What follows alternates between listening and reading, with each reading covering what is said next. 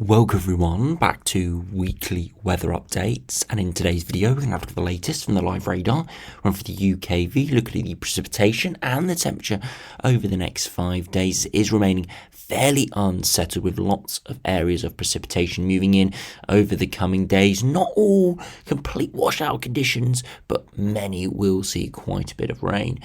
But the one positive is those temperatures are going to remain fairly mild, at least for the next 3, 4, 5 days. After that, though, we could be seeing a tumble in those temperatures, as we'll see from the longer range models. We were seeing about a week ago hints of colder weather towards the second half of March, and then earlier this week it kind of disappeared a little bit from the models, and in the last couple of days it's reappeared once again and actually strengthened through the models overnight, with some quite cold conditions being shown on some of the operation runs today and from the ensembles as well. We're not looking at anything too ridiculous, but perhaps a good few degrees below average, a return to overnight frosts, generally colder feeling days, and potentially even a bit of winteriness, especially over the hills. So do remember, if you enjoy my videos, make sure you like and subscribe, and remember to follow me on Twitter as well, the link's in the description.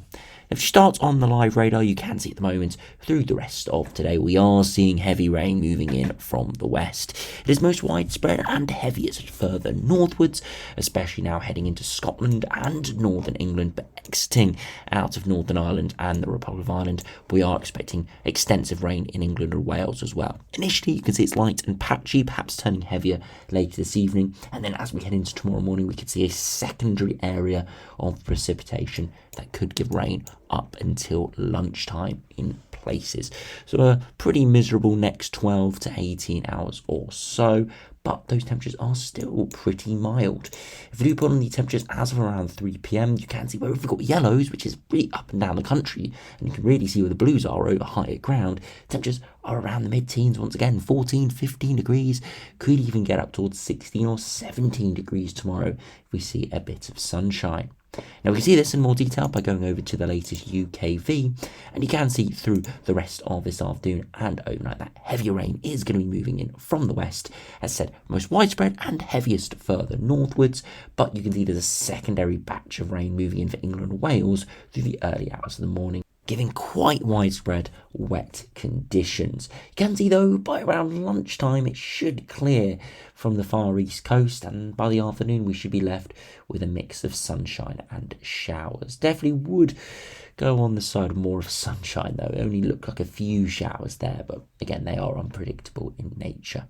As we head through Sunday evening into Monday, again we do see generally dry conditions overnight, but a small band of precipitation moves eastwards but fading away as it does, and then we see a generally dry Monday, but by the afternoon Northern Ireland and the Republic of Ireland seeing rain return, and the overnight hours seeing that rain move in for all as we head into Tuesday morning.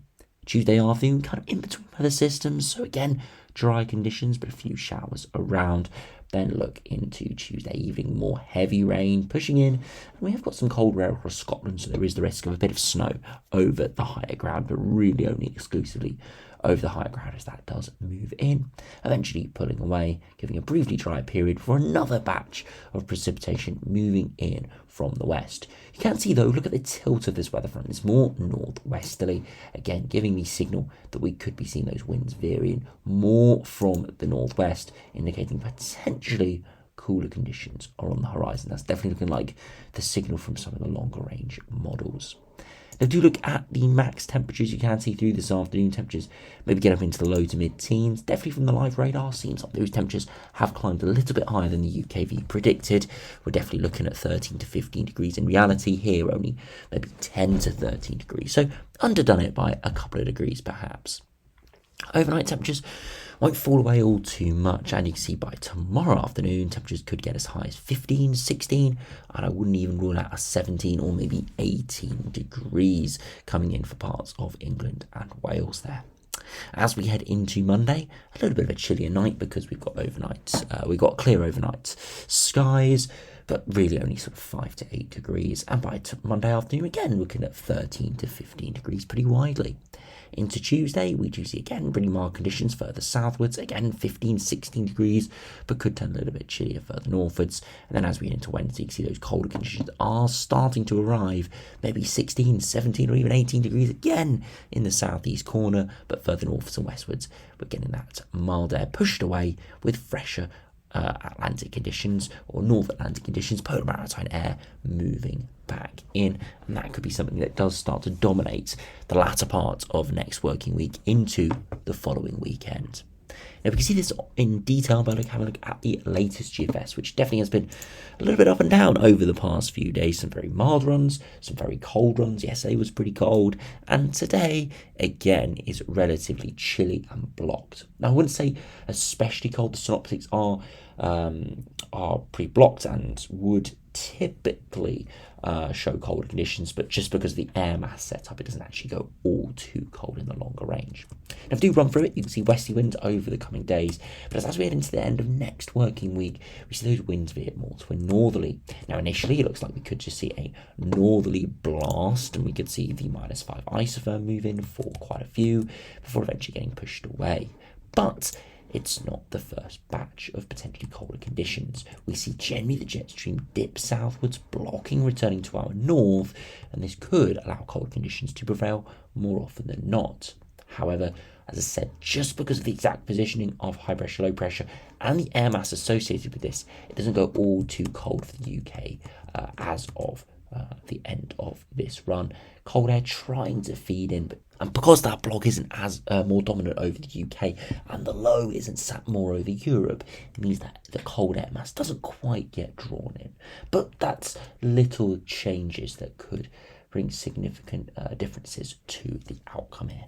The big thing we're looking at though is it's pretty blocked, and it would encourage northerly or easterly winds and just generally a southerly tracking jet stream.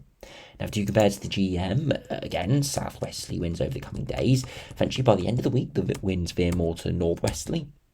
And by day 10 here, the GEM actually has a pretty sustained northerly flow. It's nothing amazingly cold, but because we're seeing ridging towards Iceland, it actually holds that cold air over the top of us for actually a number of days here, a good 2 or 3 days of generally below average chilly conditions. You can see the upper air temperatures are a good 6 to 8 degrees below average for a number of days there, from around next Saturday all the way to the following Tuesday. So again, nothing ridiculous, wouldn't be widely wintry or anything, but definitely overnight frosts, below average temperatures, and just generally a pretty chilly feel. If you do put on those 2 meter temperatures, look at that overnight, low single digits, probably touching freezing. And if we go back to the following 12 hours, look at that, only 5 to 7 degrees at midday. So much cooler feel, and just generally making us back, or turning back the clocks to more of a wintry pattern, or something typical we'd see in January winter, sort of 5 to 7 degrees with overnight frosts. Would be a big shock to the system, and wouldn't be particularly pleasant having got to mid to high teens this week and over the next few days. But again, it is one run. GFS does go cold, but not quite as chilly and sustained. We will just have to see, of course, with this. If you compare to the ECMWF, I must say it doesn't actually go all too cold. To say a southwesterly wind pushing in. Again, we see those wind veer more northwesterly by the end of the week, and again we see this northerly wind build in. But a different sort of pattern to the GFS and the GM, where this northerly is very much transient, and the low pressure just comes in off the Atlantic straight after. No high pressure towards Iceland, so quite a big change there from the ECMWF. Nowhere near as blocked and nowhere near as amplified in terms of the jet stream as the GM and the GFS were going here. A southwesterly pattern towards day 10, bringing generally average or maybe slightly above average conditions. It'll be interesting to see how much of an outlier this is, or whether it is an outlier at all, on the ensembles in a minute. Now, if you check out the GFS ensembles first, you can see above average over the next 5-6 days. But as we head towards the latter part of next week, look at that big plunge to below average temperatures. Nothing too significant, nothing going down to -8 to -10, where we would start to say the risk of widespread wintry showers or something like that would become a possibility. Here, though, we'd be just looking at below average temperatures, overnight frost and wind chills over higher ground. You can see, though, that below average signal is pretty strong there into the longer term. Precipitation does dip as well, which is fairly typical for more of a cold air mass, as it's normally drier coming from the Arctic. And you can generally see we do trend more towards average towards the start of April, as we can now see the 1st of April on the ensembles, but still generally looking pretty chilly for the second half of next week into the final week of March. If we do look at the 2 meter temperatures, you can see that dip next week back into the mid to high single digits. And again, when you add on wind chill, add on cloud, add on precipitation, it might not feel much above 5 or 6 degrees if we do see this pattern come off. And that would be a stark contrast to the 16, 17 degrees we're seeing now. So could we be seeing a false spring? Potentially, but only really classify it as a false spring if we do see something significant towards the second half of March. If we just see, a couple of days of frost and a few wintry showers across Scotland, then you can't really classify this as a false spring. But if we did see a good week or two of below average temperatures, chilly conditions, frost returning, maybe a bit of snow in places, then we could probably classify this as a false spring. But that is something that we'll just have to see in a couple of weeks' time. But definitely trending cooler, definitely trending potentially back to below average temperatures, maybe even frost returning as well. Now, if you compare to the ECMWF, again, interesting to see where that operational run lies. You can see it is definitely signalling below average conditions towards the last week of March for most ensemble members. You can see the ECMWF does go chilly with that northerly wind, but very quickly it springs back to above average temperatures with a southwesterly, whereas the majority hold more below average. So most likely would have built a stronger ridge and would have held those northerly or easterly flows in for a little bit longer, or at least another couple of days. Again, we're not looking at anything ridiculously cold. Those air masses aren't ridiculously cold nearby, and of course, to see a proper cold air mass this time of year, you need full-blown northerly or easterly with extensive blocking, which is something we're not really seeing right now. That would be required to get sort of the -8 to -10 isotherm in. But regardless, both GFS and ECMWF ensembles definitely showing something quite a bit chillier as we head into the last week to 10 days of March. As I said, nothing major at this stage, but it's very much one to keep an eye on. As I said, I'll keep you updated over the coming days. So anyway, thanks for watching. Hope you have enjoyed. Make sure to enjoy those 15 to 16 degree temperatures we have over the coming days, because they could be fairly short-lived come the second half of this upcoming working week. And I'll see you again for another video soon.